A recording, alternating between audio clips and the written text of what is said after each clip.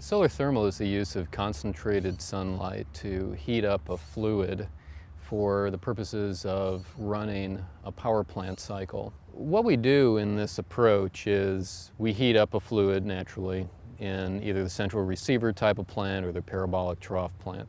The fluid is directed either to the part of the power plant where steam is generated, and that would provide an instantaneous supply of electricity, or you can direct some or all of that hot fluid to a storage tank. What's especially interesting about concentrating solar power is the ability to incorporate fairly low-cost storage that allows the plant to run through periods of cloudiness and even overnight or well into the evening. Now, in addition, you can also use what are known as phase change materials. Now, a phase change material absorbs and releases energy at a constant temperature.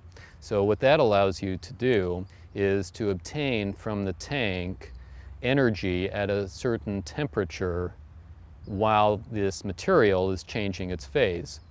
And that's very desirable for the steam cycle part of this plant. If you can draw upon the storage tank at a constant temperature, then your steam cycle can run at a high output.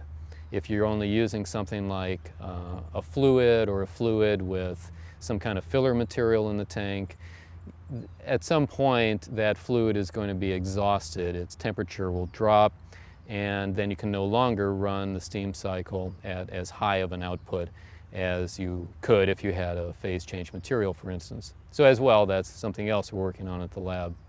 So those are things that make this technology very interesting compared to other technologies. And the value of dispatchable power is quite high.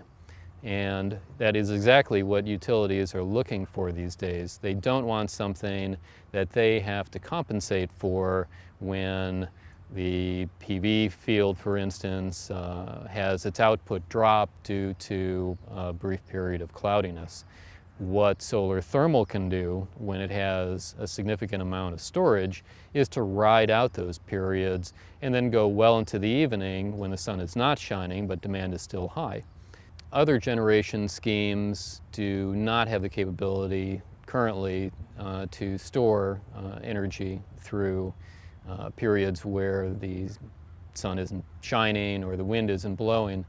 However, for solar thermal, storage in this kind of plant can be fairly inexpensive. It's really not very complicated. It's not like a battery bank which has to store electrons. All you're storing is thermal energy.